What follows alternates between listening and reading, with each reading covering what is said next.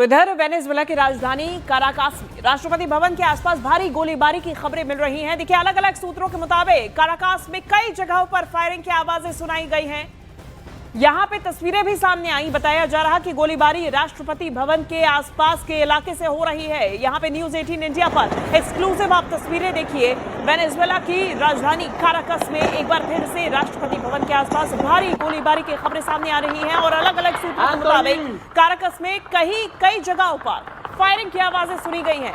बताया गया कि ये गोलीबारी राष्ट्रपति भवन के आसपास इलाके से हो रही है। ये तस्वीरें सामने आई न्यूज 18 इंडिया पर एक्सक्लूसिवली। ये आप ये तस्वीरें देखिए। इसके पहले 17 मार्च को हमला हुआ था। डोनाल्ड ट्रंप की तरफ से इसकी जानकारी दी गई थी और निकोलस मादुरो को इस दौरान कैप्चर किया गया था। वेनेजुएला में राष्ट्रपति भवन के पास एक बार फिर से गोली चली है और ये तस्वीरें सामने आई हैं। ये तस्वीरें आप देखिए। अब ये पूरी तस्वीर न्यूज 18 इंडिया पर एक्सक्लूसिवली आप देख रहे हैं। और वेनेजुएला में मचे भारी घमासान के बीच डेल्सी रोड्रिगेज ने आधिकारिक रूप से अंतरिम राष्ट्रपति पद की शपथ ले ली है।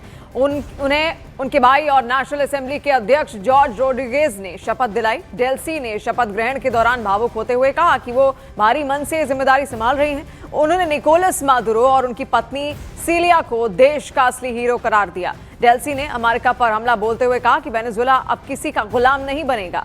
देखिए, पहले से ही इस बात की यहां पर आशंकाएं लगाई जा रही थी कि डेल्सी रोड्रिगेज को अब अगला पदभार यहां पर सौंपा जा सकता है और इसका आधिकारिक ऐलान भी अब यहां किया जा चुका है। और इससे पहले तेल मंत्री भी रह चुकी हैं डेल्सी रोड्रिगेज वेनेजुएला की सरकार में। वहीं न्यूयॉर्क की अदालत में पेश हुए निकोलस मादुरो ने खुद को बेगुनाह बताया। सोमवार को उन्होंने जज के सामने दावा किया कि वे अब भी वेनेजुएला के राष्ट्रपति हैं। मादुरो के वकील ने साफ किया कि वे फिलहाल जमानत की कोई मांग नहीं कर रहे हैं और मादुरो और उनकी पत्नी सीलिया फ्लोरेस जेल की वर्दी और बेड़ियों में इस दौरान नजर आए। दोनों ने नार्को टेररिज्म और ड्रग्स तस्करी के सभी अपने 4 आरोपों को सिरे से खारिज कर दिया। कोर्टरूम में मादुरो काफी आक्रामक दिखे और कहा कि मुझे काराकास में मेरे घर से अगवा किया गया। जज ने कहा कि मामले की अगली सुनवाई अब 17 मार्च को होगी। सुनवाई के बाद दोनों को दोबारा कड़ी सुरक्षा में जेल भेज दिया गया। अमेरिकी सेना ने 3 जनवरी को ऑपरेशन एब्सोल्यूट रिजॉल्व के तहत उन्हें काराकास से पकड़ा था।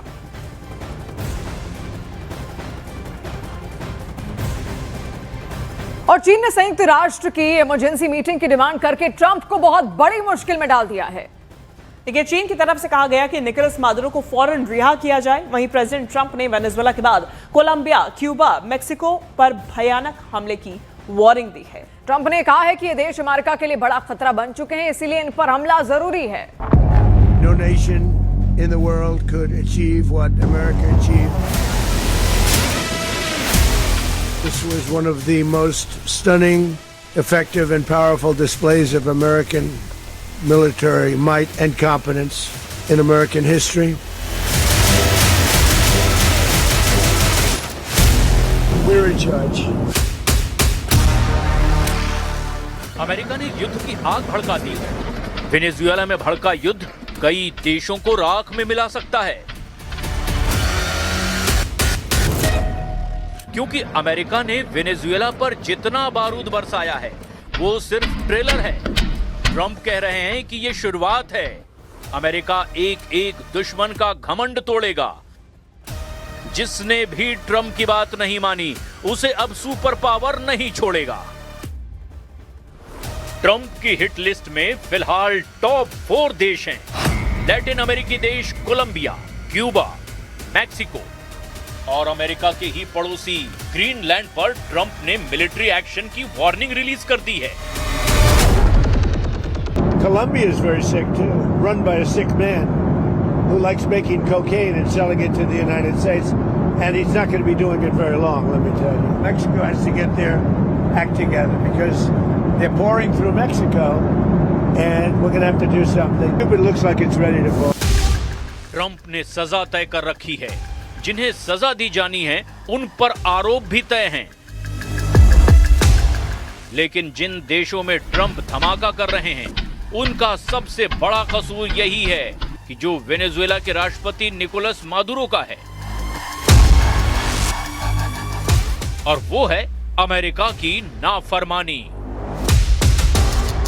ट्रंप से गुस्ताखी। ट्रंप सबसे ज्यादा जिस पर कुपित हैं वो है कोलंबिया। कोलंबिया को ट्रंप वेनेजुएला का मददगार मानते हैं। कोलंबिया में अगस्त 2022 से गुस्तावो पेट्रो राष्ट्रपति हैं। गुस्तावो कोलंबिया के पहले वामपंथी राष्ट्रपति कहे जाते हैं। गुस्तावो पेट्रो कोलंबिया में M19 गुरिल्ला आंदोलन से जुड़े रहे हैं। गुस्तावो पेट्रो को अमेरिका का कट्टर विरोधी नेता कहा जाता है। गुस्तावो की निकोलस मादुरो से अच्छी बनती है।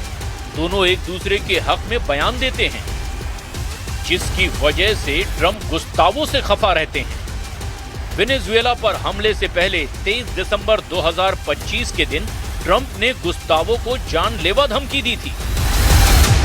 President Gustavo Petro criticized the United States by saying, well, the Southwest is stolen land and that it should be returned to Latin America. I just wanted to know what your response to that is. Well, he has to watch because, he's got drug factories. They make cocaine in Colombia. And he's no friend of the United States. He's very bad guy. And he's got to watch his ass because he makes cocaine and they send it into the United States of America from Colombia. Trump दबदबा चाहते हैं। दक्षिण America महाद्वीप के सभी देशों पर नकेल डालना चाहते हैं। लेकिन गुस्तावो पेट्रो ने अमेरिका की धमकियों को कैरेबियन देशों पर कब्जे का प्लान बताया। पेट्रो बार बार ये आरोप लगा रहे हैं कि ड्रग तस्करी का बहाना बनाकर ट्रंप कई देशों में कठपुतली हुकूमत बनाना चाहते हैं। Dicho, hermano, usted se está juntando es con los narcotraficantes. Hasta los indulta. Y en cambio está atacando a quien pudiera ayudarlo si es que de verdad su objetivo fuera vencer el narcotráfico. ¿Quiénes más conocemos del Caribe que nosotros mismos? ¿Quiénes más conocen de Colombia que los colombianos y las colombianas? ¿Quiénes mejor incautan sin matar a nadie centenares de toneladas de cocaína que Colombia? Trump के anti drug war पर शक जताने वाला दूसरा देश है Cuba, क्योंकि Cuba ने आरोप लगाया कि वेनेजुएला में अमेरिका के हमले के दौरान उसके 32 फाइटर की मौत हुई है। क्यूबा की सरकारी न्यूज एजेंसी प्रेंसा लैटिना के मुताबिक निकोलस मादुरो की सुरक्षा में लगे 32 लड़ाकों को अमेरिका ने मार डाला है। क्यूबा ने अपने सैनिकों के सम्मान में 2 दिन का राष्ट्रीय शोक भी रखा। अमेरिका ने साल 1960 से ही क्यूबा के खिलाफ बड़े पैमाने पर व्यापार प्रतिबंध लगा रखा है। लंबे समय तक अमेरिका और क्यूबा के बीच राजनयिक संबंध भी नहीं थे। क्यूबा में मिगुएज डियाज कैनेल की सरकार है, जिन्हें अमेरिका का कट्टर दुश्मन कहा जाता है। ट्रंप को यकीन है कि क्यूबा पर हमले की जरूरत नहीं पड़ेगी, क्योंकि वेनेजुएला से मिलने वाली आर्थिक मदद रोककर वो इस देश को बर्बाद कर डालेंगे। और वेनेजुएला में अमेरिकी सैन्य कार्रवाई के बाद संयुक्त राष्ट्र सुरक्षा परिषद में भारी बवाल मच गया। देखिए, कोलंबिया के अनुरोध पर बुलाई गई इस इमरजेंसी मीटिंग में अमेरिका का जबरदस्त विरोध किया गया। अमेरिका को जबरदस्त विरोध का सामना करना पड़ा। इस दौरान यूएन अंडर सेक्रेटरी जनरल ने साफ कहा कि 3 जनवरी की मिलिट्री कार्रवाई में अंतर्राष्ट्रीय नियमों की धज्जियां उड़ाई गई। कोलंबिया ने इसे वेनेजुएला की अखंडता और राजनीतिक स्वतंत्रता पर सीधा हमला बताया। वहीं रूस ने भी तीखे तेवर दिखाते हुए इसे अमेरिका का अक्षम्य अपराध करार दिया। रूस और चीन ने मांग की है कि अमेरिकी प्रशासन राष्ट्रपति निकोलस मादुरो और उनकी पत्नी को तुरंत रिहा करे। रूस के मुताबिक इस संकट का समाधान केवल कूटनीतिक बातचीत से ही निकल सकता है। In a statement on social media on Saturday, President Donald Trump announced the conduct of a, I quote, large-scale strike against Venezuela and its leader, President Nicolas Maduro, end quote. During a press conference on Saturday, President Trump stated, and I quote again, "We are going to run the country until such time that we can do a safe, proper, and judicious transition," end quote. The government of Venezuela has characterized the United States' action as a military aggression carried out in civilian and military areas and as a flagrant violation of the Charter, posing a threat to international and regional peace and security. We firmly condemn the U.S. act of armed aggression against Venezuela in breach of all international legal norms. In connection with the confirmed reports about the presence of the abducted president of Venezuela, Nicolas Maduro, and his spouse in the United States, और Greenland पर कब्जे की Trump की चेतावनी ने Germany के साथ रूस को भी भड़का दिया है। ट्रंप का एक के बाद एक बयान सामने आ रहा है जो पूरी दुनिया में हलचल बढ़ा रहा है। एक रिपोर्ट अब आपको दिखाते हैं।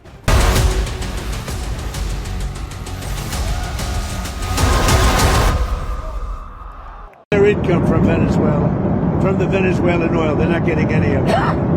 And Cuba literally is ready to fall. And you have a lot of great Cuban Americans that are going to be very happy about it. America की फेहरिस्त में मेक्सिको का नाम भी शामिल है, जो ट्रंप का ताप झेलने जा रहा है। मेक्सिको ट्रंप की अमेरिका फर्स्ट पॉलिसी में सबसे बड़ी मुश्किल बनता आ रहा है। मेक्सिको को अमेरिका अपनी सुरक्षा के लिए भी बड़ा खतरा मानता है। हालांकि ट्रंप को मेक्सिको की लीडरशिप से ज्यादा परेशानी नहीं है। मेक्सिको की राष्ट्रपति क्लाउडिया शिनबाम हैं, जिन्हें ट्रंप शानदार लीडर बता चुके हैं। ट्रंप ने क्लाउडिया से मेक्सिको में अमेरिकी सैनिक भेजने की पेशकश भी की थी, जिसे क्लाउडिया शिनबाम ने यह कहते हुए नकार दिया कि वो ड्रग कार्टेल से निपट लेंगी। मगर ट्रंप ये बात दोहराते रहे हैं कि मेक्सिको पर ड्रग कार्टेल का कब्जा है। मेक्सिको ही वो रूट है जहां से अमेरिका में नशीला जहर सबसे ज्यादा सप्लाई होता है। इसीलिए मुमकिन है कि जल्द ही मेक्सिको में अमेरिका वेनेजुएला का रिपीट शो दिखाने लगे। By the way, you have to do something with Mexico. Mexico has to get their act together because they're pouring through Mexico, and we're going to have to do something. We'd love Mexico to do it. They're capable of doing it, but unfortunately the cartels are very strong in Mexico. Drug और सुरक्षा का बहाना एक तरफ, दूसरी तरफ Trump की एक जिद भी युद्ध भड़का सकती है, और ये जिद है ग्रीनलैंड को लेकर। ट्रंप ग्रीनलैंड को अमेरिका में मिलाना चाहते हैं क्योंकि ये इलाका अब अमेरिका की सिक्योरिटी के लिए सबसे अहम बन गया है। आर्कटिक महासागर में बना ग्रीनलैंड दुनिया का सबसे बड़ा द्वीप है। ग्रीनलैंड अभी डेनमार्क का स्वायत्त क्षेत्र है। 56,000 की आबादी वाले ग्रीनलैंड की अपनी स्थानीय सरकार है। ट्रंप जब पहली बार अमेरिका के राष्ट्रपति बने थे, तब ही उन्होंने ग्रीनलैंड खरीदने का आइडिया दिया था। तब डेनमार्क की प्रधानमंत्री ने साफ साफ ग्रीनलैंड बेचने से इनकार कर दिया था। ग्रीनलैंड अमेरिका और रूस के बीच का सामरिक लिहाज से सबसे अहम लोकेशन है। चीन ने भी इस इलाके में अपना दबदबा बढ़ाया है। अमेरिका दो दुश्मनों के ग्रीनलैंड के करीब एक्टिव होने के बाद से अलर्ट मोड में है। साथ ही ट्रंप को ग्रीनलैंड में मौजूद खजाने की भी फिक्र है। ग्रीनलैंड में रेयर अर्थ मेटल और खनिज तेल का बड़ा भंडार है। अमेरिका की नजर ग्रीनलैंड के इसी खजाने पर है। ट्रंप को यह भी पता है कि जिन 4 देशों पर वो मिलिट्री एक्शन की धमकी दे रहे हैं, वो सैन्य ताकत के हिसाब से बेहद कमजोर हैं।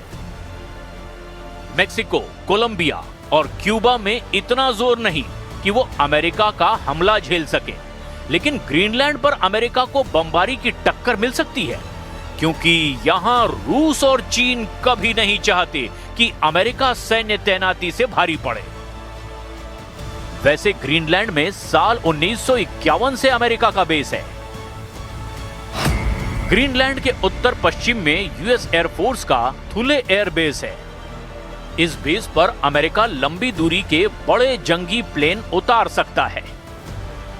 सुपर पावर के B-52 जैसे बम वर्षक भी ग्रीनलैंड बेस पर तैनात होते हैं। ग्रीनलैंड के ये air base America NATO force के हब के तौर पर भी काम करते हैं। ट्रंप ने भी अब अपना पूरा फोकस लैटिन फ्रंट पर बना रखा है, लेकिन ग्रीनलैंड की तरफ देखने में उन्हें ज्यादा दिन नहीं लगेंगे। वो खुद कह रहे हैं कि ग्रीनलैंड अमेरिका को चाहिए, ज्यादा से ज्यादा 20 दिन वो इंतजार कर सकते हैं। और इस बीच यूएनएससी के मंच पर कोलंबिया के आह्वान पर वेनेजुएला के मुद्दे पर एक अहम बैठक हुई, और इस बैठक में वेनेजुएला ने भी अपना पक्ष रखते हुए 4 अहम मांगे दुनिया के सामने रख दी। क्या मांगे हैं आपको बताते हैं। देखिए, यूएनएससी में वेनेजुएला की जो मांगे हैं उसमें सबसे पहली मांग यह है कि राष्ट्रपति मादुरो और उनकी पत्नी को अमेरिका रिहा करे। दूसरी मांग है वेनेजुएला के खिलाफ अमेरिकी कार्रवाई की भर्त्सना हो। तीसरी मांग शक्ति के बल पर किसी क्षेत्र और संसाधन पर कब्जा करने के सिद्धांत की पुष्टि हो। चौथी मांग है कि तनाव कम करने और आम नागरिक की सुरक्षा का प्रस्ताव स्वीकार किया जाए। ये 4 मांगे सबके सामने, पूरी दुनिया के सामने वेनेजुएला की तरफ से रखी गई।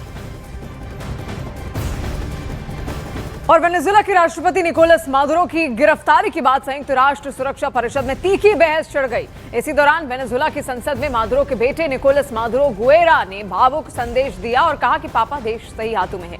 गुएरा ने आगे कहा कि उनके पिता को अमेरिका ने किडनैप कर लिया है। उन्होंने दुनिया से अपील की है कि मादुरो को वापस वेनेजुएला लाने के लिए अंतर्राष्ट्रीय स्तर पर एकजुटता दिखाई जाए।